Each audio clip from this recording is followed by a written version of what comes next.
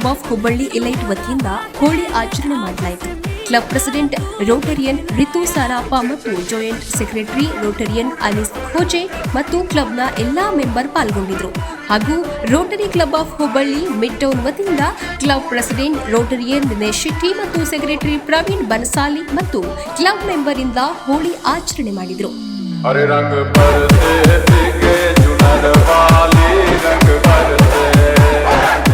Arjun Agencies, dealers for IOC, HPC, MAK, Castrol, etc.